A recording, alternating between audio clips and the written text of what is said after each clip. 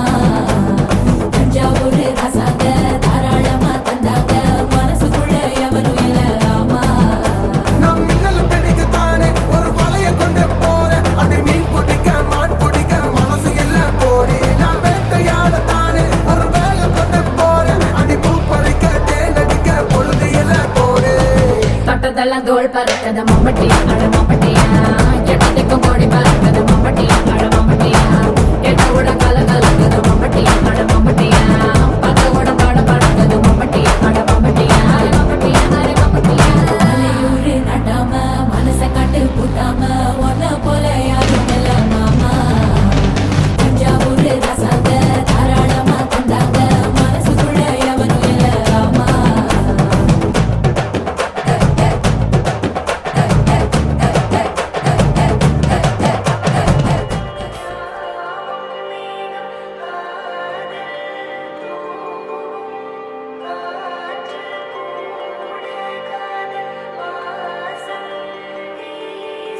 கண்ணில் கனவாக நீ கலையாதடி மறையாமலே நீ நிற்பாயா கலையாதடி மறையாமலே உன்னுள் வழி சொல்லடி விடை சொல்லடி நெருங்காமலே நீ செல்வாயா விடை சொல்லடி நெருங்காமலே இதழ்கள் பொய் சொல்ல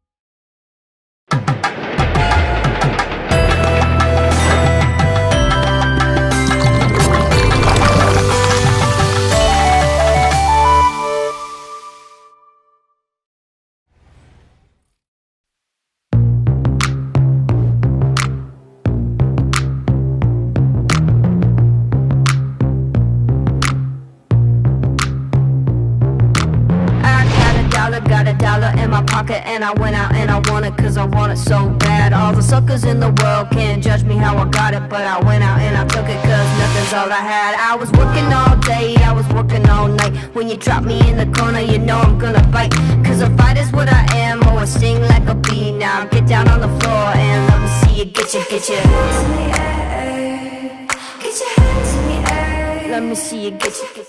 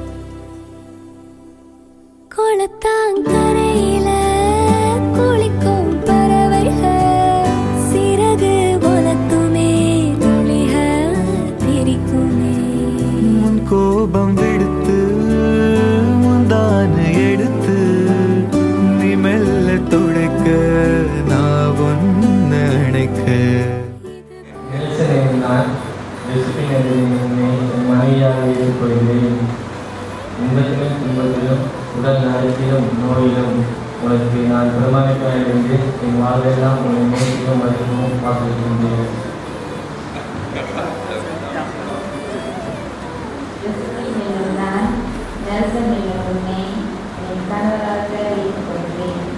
இன்பத்திலும் துன்பத்திலும் உடல் நலத்திலும் நோயிலும் நான் பிரமாணிக்கமாய் இருந்து என் வாழ்நாளெல்லாம் உன்னை நேசிக்கவும் மன்னிக்கவும் வாக்களிக்கின்றேன்.